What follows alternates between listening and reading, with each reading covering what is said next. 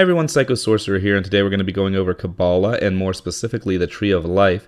We're going to be going over this pretty quickly, so if you want more information on these topics, check out the books that I'll be citing at the end. Kabbalah is an ancient form of Jewish mysticism that's still practiced today. It's actually the centerpiece of a lot of magical practices in Western society. Eastern society has some of its own practices, but as far as the West, Kabbalah is usually at the root of anything magical. The basic beliefs of Kabbalah are that there is a single God which is a part of everything, or the All. The All, or God, was originally just mental energy existing everywhere. It was the mind incarnate, and later decided to split itself up and form itself into different things so that it would understand what it was, so that it could see itself. In doing so, it created separation, it created the different planes, and it created us. As a result, we are a reflection of God, or the All, looking out at itself. Because we are a reflection of the All, or the true God, we have the ability to create our own reality, though many of us don't realize that. The reality around us is changed and shifted by our own mental energies, which are believed within Kabbalah to be linked to the original mental energies of God, or the All. If this sounds a lot like the explanation of the planes and the All that we've gone over in previous lessons, there's a reason for that. All of that comes originally from the Kabbalah. Kabbalah teaches a method of spellcasting similar to what we've gone over in previous lessons. It also teaches methods for evocation. But evocation in the Kabbalah is linked to something called the Tree of Life, and that's what we're going to spend a lot of our time focusing on today.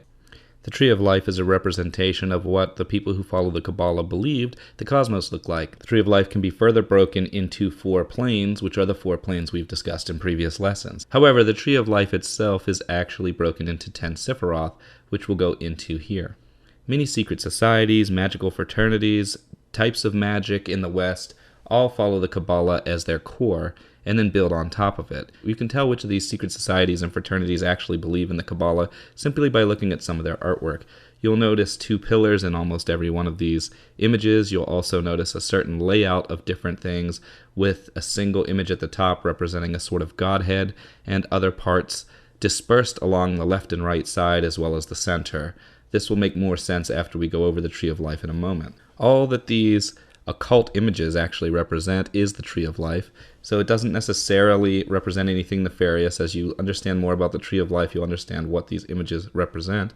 But seeing these images should immediately tell you that whatever society is putting them out is a Kabbalistic society, in one form or another. The Kabbalistic methods for evocation are quite similar to the things that we've already gone over in some of the other lessons. However, unlike what we've gone over where you just reach out to whatever demon, angel, spirit, deity you want to, the Kabbalah looks at things more based upon these 10 Sephiroth that it views the cosmos as. Everything is a representation of one of these 10 forces, and therefore any invocation or evocation is actually calling upon one of these 10 forces.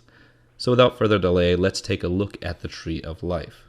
The tree is broken into 10 spheres, numbered 1 through 10, and interconnected. The first 3 spheres are called the supernal Sephiroth, or sometimes just supernals. They are believed to exist beyond something called the abyss, which is a great gulf fixed between the ideal and the actual.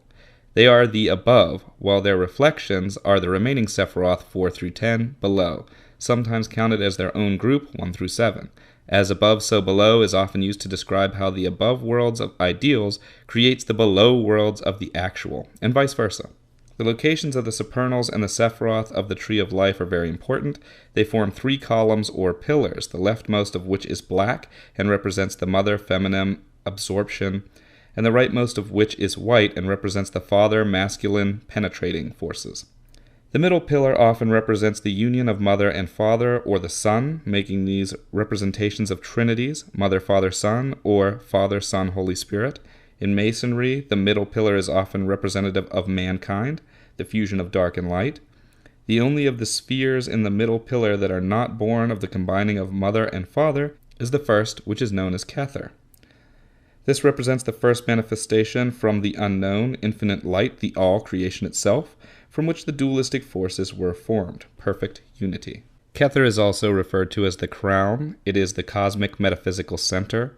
From it both spirit and cosmic matter were born, the apex of the Tree of Life with its roots in the heavens descending in growth toward the earth, the source of all creation, the singularity from which everything was made, the deepest sense of selfhood, the all-mind, the collective consciousness, existing as the real individuality and the ultimate division of matter. The limitless light, the void, the nothing, the everything, It is the liquid fire experienced during enlightenment, the only true thing from which everything sprung. It is what incarnates within me and you. Or so the Kabbalists believe. From Kether, duality was created, two distinct principles of activity, permanent throughout an entire period of manifestation, coexistent and co-eternal. Depending on your particular magical practice, this is either referred to as the masculine and the feminine, or the black and the white, chaos and order, the conscious and the subconscious. Always it represents the two extremes. It is what makes duality. It is why there is no duality. It is from this that we begin to understand why the goal of most Kabbalists is the unity of opposites, the union of opposite forces, combining masculine and feminine, combining positive and negative, combining the conscious and subconscious. The union of opposites is what many call the great work. Most commonly, you hear these dualities referred to as the two pillars or the great pillars. When you see them in various artwork, there's often a sphere atop each. These represent the two other supernals. One supernal, of course, being Kether at the center, and then the two supernals representing the two dualities, Chokmah and Binah. So let's go into the second and third supernal. The second supernal, also known as the second Sephiroth, is Chokmah, which stands for wisdom. Often referred to as the tongue of the Creator, in Chokmah, the ideal or imaginative world plan is formulated by the Logos, who is in Kether. Ideas upon which will be based the world to be. Chokmah forms the laws by which heaven, earth, and all heavenly bodies are maintained. It is the ideation or imagination of the cosmos, in which all things were first conceived, and then executed and made manifest in substance. The third and final supernal is Binah, or understanding. The ancients used the sea or ocean to symbolize this untouched substance. It is the substance from which all forms are to be made.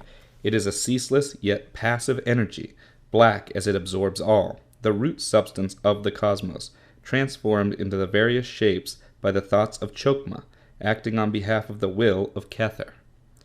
Here you can see the combination of masculine and feminine, with the masculine Chokmah and feminine Binah, with the forceful will of Chokmah and the accepting subconscious of Binah, acting on behalf of Kether, or the greater whole.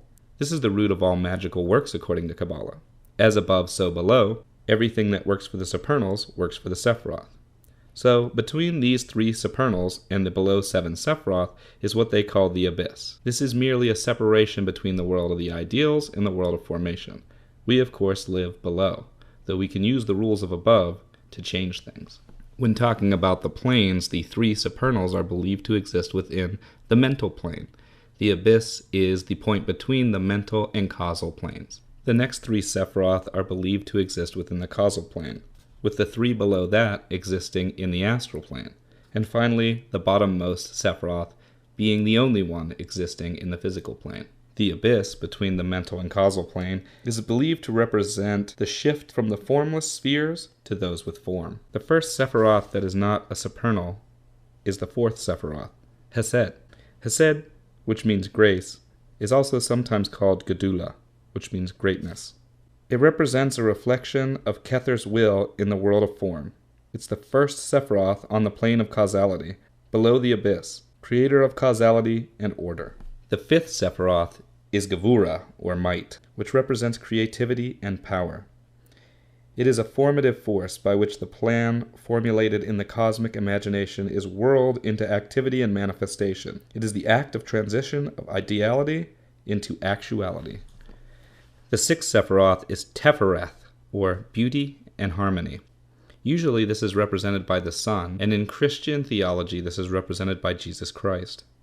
Tefereth gives harmony and equilibrium to the former forces by combining the rules and laws of Hesed with the forces and actions of Gevura. Thus, it is within Tefereth that all separation is truly born. The seventh Sephiroth is Netzach, which means triumph or victory. The power of cohesion in the universe, binding one thing to another thing, and acting as an instinctual intelligence amongst living creatures. Its nature is one of love and the force of attraction.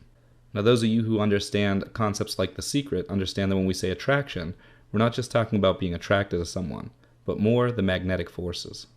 The eighth Sephiroth is Hod, splendor or glory, a mercurial quality of things, ever flowing, shifting, and in constant flux. a change in stability, transformation, freedom to choose, an ability to bring change, to alter at whim.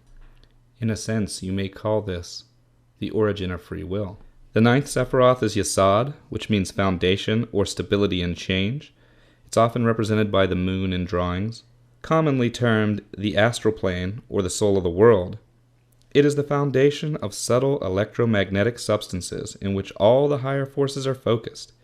It constitutes the basis or final model upon which the physical world is built. Yesod is everything from above formulated into individual, unique individualities.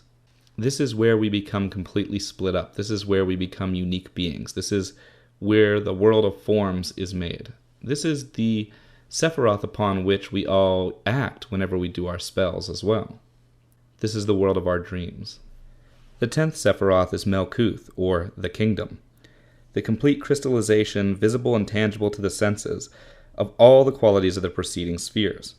This is the physical world, the scene of the activities and incarnations of the souls exiled from above, the dwelling place of the Holy Ghost, the material plane, the world in which we live. And that covers the Tree of Life and everything it represents. As far as we can take it in a very quick synopsis, the Tree of Life is actually used as a model to represent both the cosmic and the microcosmic. Many people involved in Kabbalah use it as a representation of the human body as well. The various chakra points line up when you use Kabbalah with these different spheres in Sephiroth as well. And so the belief as above, so below also goes along with the human body when practicing Kabbalah.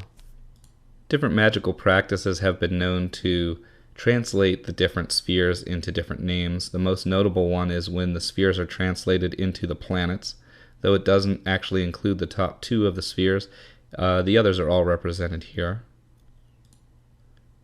Another common usage is the translation of the spheres into the Egyptian gods and goddesses. There's also the translation of them into the various angels and the different choirs of angels. And finally, there are even some groups that translate them into the old Babylonian gods. The Tree of Life is commonly seen in different occult writings, different occult imagery. You can see it in various Freemasonry drawings. You can see it in different secret society images. You can see it prominently displayed. You can kind of make out what everything represents whenever you start looking at it after understanding the basics of the Tree of Life. You can even see the design of it upon the human body, as well as the breaking of it into sometimes 4 different sections or the 4 planes. Most notable of all is the separation of duality. You often see the symbol of 2 different things battling each other, often with a third thing in control of them. This usually represents the left and right pillar and the middle pillar. What this usually stands for is the 2 sides of duality and the middle way representing both the Malkuth, or the kingdom, as well as Kether, or the crown, because they all fall along the center. So the various fraternities and societies that use this imagery, they understand the cosmos to work along the lines of this Tree of Life. Outside of that, they all have their own ideas and beliefs, so as to whether they're good societies or bad societies, that depends on the society. I hope this has given you a basic understanding of Kabbalah and the Tree of Life. If you want to know more, I'll be sharing some sources shortly. Until next time, safe travels.